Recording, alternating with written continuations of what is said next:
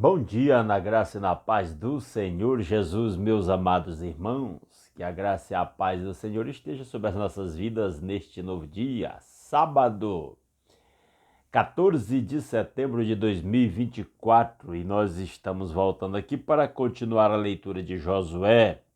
Hoje, lendo Josué capítulo 17, se você está com sua Bíblia aí na mão, já abra e acompanhe a leitura da palavra de Deus, que diz: Estas foram as terras distribuídas a Manassés, filho mais velho de José.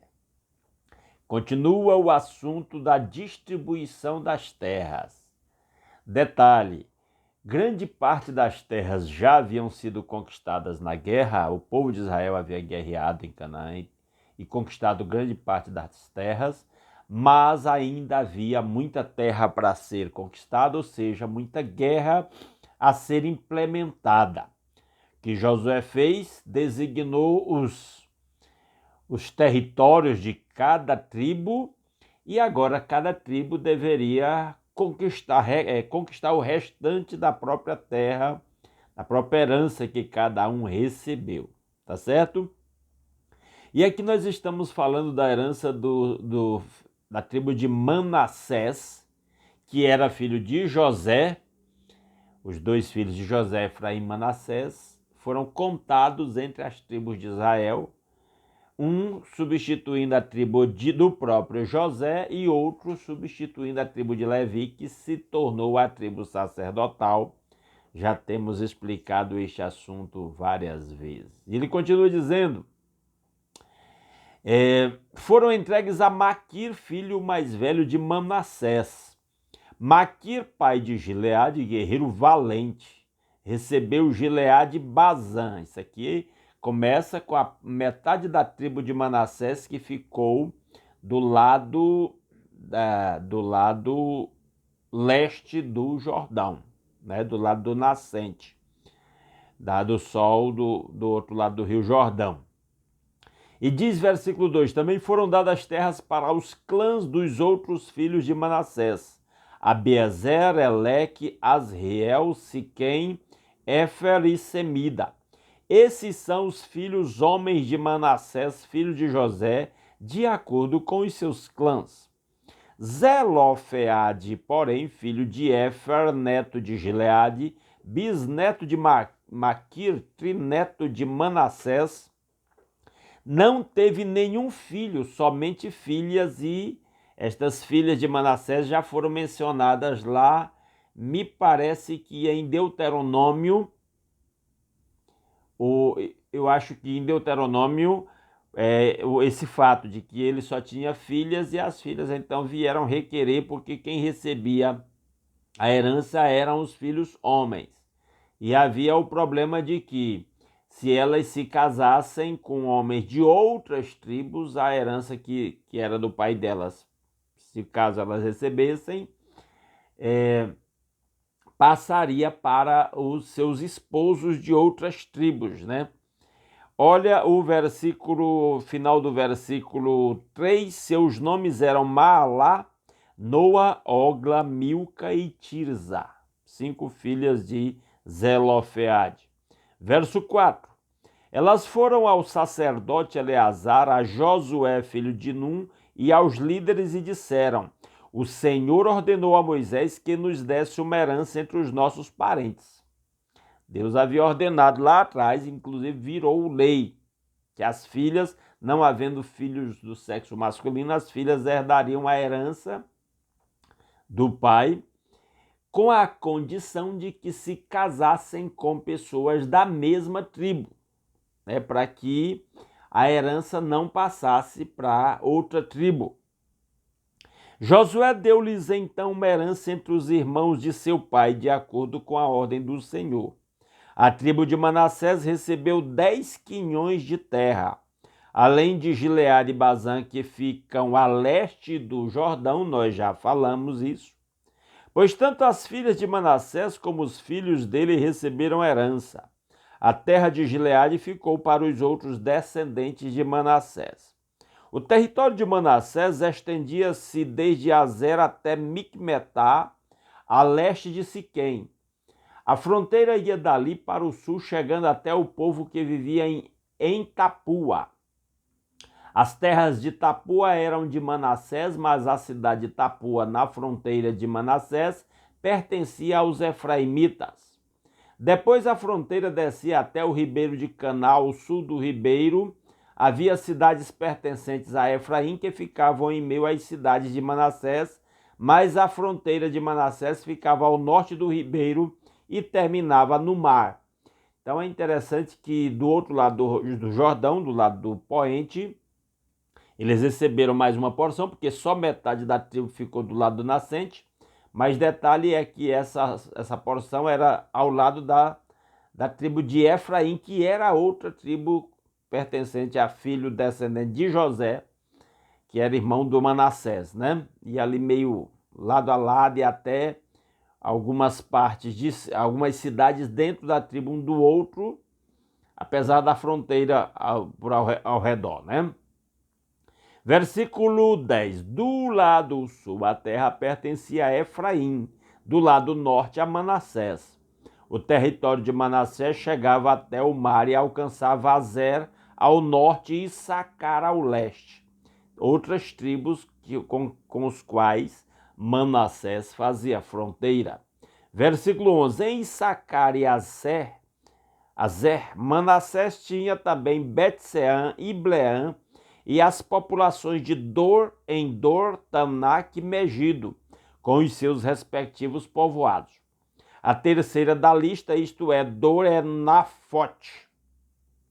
Mas os manassitas, olha essa nota, mas os manassitas não conseguiram expulsar os habitantes dessas cidades, pois os cananeus estavam decididos a viver naquela região. Deus ordenou, mas o povo foi negligente na conquista da terra. E durante muito tempo esse povo ainda insistiu em ficar lá. Essa vitória só... Desculpem.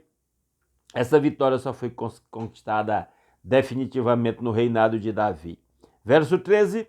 Entretanto, quando os israelitas se fortaleceram, submeteram os cananeus a trabalhos forçados, mas não os expulsaram totalmente. Ou seja, transformaram os cananeus em escravos, trabalhos forçados, que não era a ordem de Deus, a ordem era aniquilar aqueles povos. Versículo 14. Os descendentes de José disseram então a Josué: por que nos deste apenas um quinhão, uma só porção de herança? Somos um povo numeroso e o Senhor nos tem abençoado ricamente. Então, eles acharam pequena a herança deles aí e pediram uma terra maior para Josué. Respondeu Josué: se vocês são tão numerosos, e se os montes de Efraim têm pouco espaço para vocês, subam, entrem na floresta e limpem o terreno para vocês na terra dos ferezeus e dos refaíns. Os descendentes de José responderam: os montes não são suficientes para nós. Além disso, todos os cananeus que vivem na planície possuem carros de ferro, tanto os que vivem em Bet-Sean e seus povoados, como os que vivem no vale de Jezreel. Então eles reclamaram que o povo, os cananeus, eram fortes, bem armados, tinham carros de ferro, coisa que os israelitas não tinham. Carros aqui são carros de guerra, na verdade carroças, carruagens de guerra, né? Puxadas a cavalo. Versículo 17. Josué, porém, disse à tribo de José, a Efraim e a Manassés. Engraçado que em dado momento ele trata como uma tribo só, apesar de que eram duas substituindo José e Levi, que eram Efraim e Manassés. Olha o que Josué diz: vocês são numerosos e poderosos. Vocês não terão apenas um quinhão. Os montes cobertos de floresta serão de vocês. Limpem o terreno e será de vocês, até os seus limites mais distantes. Embora os cananeus possuam carros de ferro e sejam fortes, vocês poderão expulsá-los. É interessante essa conclusão aqui. Ele diz: apesar de os cananeus possuírem carros de ferro, ou seja, um exército mais equipado para a guerra, vocês são um povo forte e vocês podem conquistar. Até porque a conquista não dependia tanto da capacidade militar do exército, dependia especialmente da fidelidade a Deus. E aí, isso aqui é um exemplo do que a gente vem dizendo, de que o exército de Israel como um todo já havia conquistado uma grande parte da terra, mas parte da terra que ainda deveria ser conquistada, ainda tinha habitantes de Canaã morando entre eles, então as tribos receberam a demarcação das suas heranças e agora cada tribo individualmente, fazendo até parcerias com outras tribos, e aqui no caso nós vemos uma espécie de uma parceria, fica subentendida a parceria entre as tribos de Efraim e Manassés para guerrear contra os cananeus e conquistarem aquelas terras, e eles conquistaram apesar de que não obedeceram a Deus. Como deveria, nós vamos ver esta fala mais na frente, lá no livro de Juízes, especialmente, isso vai ficar bem evidente, né? De que a desobediência em aniquilar aqueles povos lhes trouxe consequências ruins lá na frente.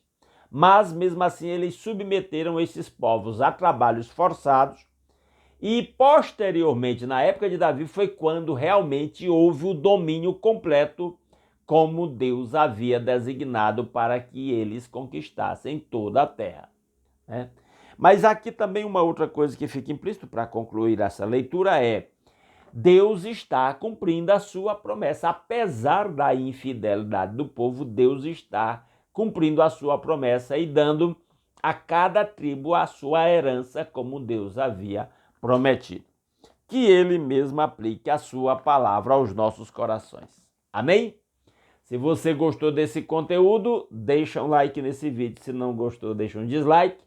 Compartilha nos suas redes sociais, especialmente seus grupos de WhatsApp, né, para que alcance mais pessoas. Deixa seus comentários nos comentários do vídeo. E se alguém aí não está aqui no nosso canal pela primeira vez e não está inscrito e gostou desse conteúdo, quer continuar acompanhando a leitura bíblica diária, né, de um capítulo da Bíblia diariamente, está convidado a se inscrever no nosso canal. Tá bom? Vamos orar? Senhor, nosso Deus e nosso Pai maravilhoso, muito obrigado pelas incontáveis bênçãos com que o Senhor nos tem abençoado. Muito obrigado, meu Deus, pela noite de paz, pelo novo dia, pelo acordar com saúde. Obrigado pelo nosso lar, pela nossa família, pelo conforto da nossa cama. Obrigado, meu Deus, pela provisão do pão de cada dia em nossas mesas. Obrigado pelo trabalho com que cada um ganha o sustento da família. Obrigado pela proteção com que nos tem cercado e pela direção que o Senhor tem dado à nossa vida e pela provisão com que o Senhor tem suprido as nossas necessidades. Louvado e exaltado seja o seu santo nome para todo sempre. Pai, muito obrigado pela maior de todas as bênçãos, Jesus Cristo nosso Senhor, seu sacrifício na cruz em nosso lugar e o perdão dos nossos pecados. A nossa reconciliação com o Pai, o privilégio de fazer parte do seu povo, do seu corpo, da sua igreja. Obrigado pelo livre acesso à sua presença, pelo novo e vivo caminho, através da oração. Louvado seja o seu santo nome. Que a bênção do Senhor esteja sobre a vida de cada um dos meus irmãos. Ó Deus maravilhoso. Que a bênção do Senhor se manifeste sobre os enfermos, curando os enfermos, fazendo milagres, tocando com o seu toque curador, porque o Senhor é o Deus que cura todas as nossas doenças. Por isso pedimos em nome de Jesus, visita os doentes e toca com o seu toque curador. Se o Senhor quer usar os médicos, os medicamentos, as internações, as intervenções cirúrgicas, seja feita a sua vontade, Pai.